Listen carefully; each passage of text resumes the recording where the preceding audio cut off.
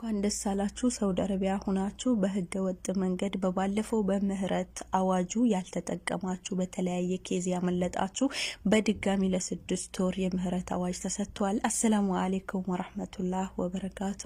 ውድና እየተከበራችሁ ውድ የሀገሬ ልጆች እንዴት ናችሁ? እንደምን ቆያችሁ? ከኔ ጋር ሁሉ ሰላም ነው አልሐምዱሊላህ።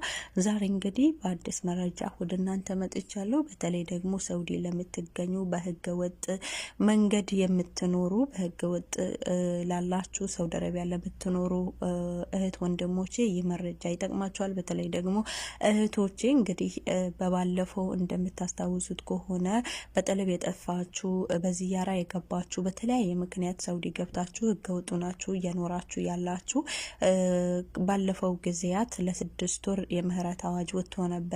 ያም ደግሞ ታውቃላችሁ እቃማ አውጥታችሁ እቃማ በእጃችሁ እንድትይዙ ነበረ ፍቃዱ። ያ ጊዜ ሳይሳካላችሁ በገንዘብ እጥረት ሊሆን ይችላል፣ ከፊል ባለማግኘት ሊሆን ይችላል፣ ብቻ ወይ ደግሞ ከስራ ጋር ባለመመቻቸት በተለያየ ምክንያት ያንን ነገር ሳታደርጉ እቃማ ሳታወጡ ጊዜው ያለቀባችሁ እህቶቼ በድጋሚ የ6 ወር ጊዜ ተራዝሟል ማለት ነው። በድጋሚ 6 ወር ተሰጥቷል። በፊቱ 6 ወር አልቆ ነበረ።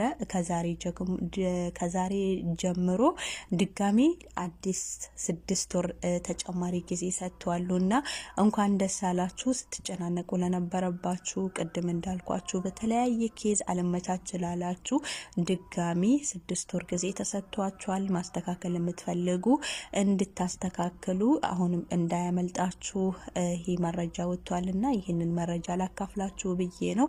ይጠቅማችኋል። ብዙዎቻችሁ ስትፈልጉት እንደነበረ አቃለሁኝ። ያው ብዙዎቻችሁ ደግሞ ይሄን ሁሉ ገንዘብ አውጥቼ ቃማ ሳድሼ ምን ያህል ጊዜ ልኖር ነው? ይሄ ሁሉ ገንዘብ ካለኝ ለምን ሀገሬ ሂጄ አልሰራም ትላላችሁ። እንደዛ የምትሉት ያው የራሳችሁ ፍቃድ ከሆነ የራሳችሁን ሀሳብ ነው ማድረግ ያለባችሁ፣ ራሳችሁ መወሰን አለባችሁ። እኔ በእናንተ ስራ መወሰን አልችልም፣ በእናንተ ሀሳብ። ነገር ግን ይሄንን እቃማ ሲፈልጉት ጊዜው ያለፈባቸው ጊዜው ያመለጣቸው ቅድም እንደጠቀስኩት ገንዘብ አጥሯቸው ሊሆን ይችላል፣ ባለመመቻቸት ከፊል ባለማግኘት ማሳደስ ማስተካከል እየፈለጉ የሚያስተካክሉበት ነገር አተው ጊዜው ያመለጣቸው እህቶች ያሉና ለነሱ ደግሞ ይጠቅማቸዋል። ይህንን መረጃ ሼር አድርጉላቸው። እናንተ ደግሞ አላስተካከልም የምትሉት ደግሞ እኔም ከናንተ ውስጥ አንደኛው ነኝ። ምክንያቱም እኔም በዚያራ ነው የገባሁት። የ7 አመት ገራማ አለብኝና ያንን ከፍዬ እንደገና በዚያራ የገባ ሰው ደግሞ ታውቃላችሁ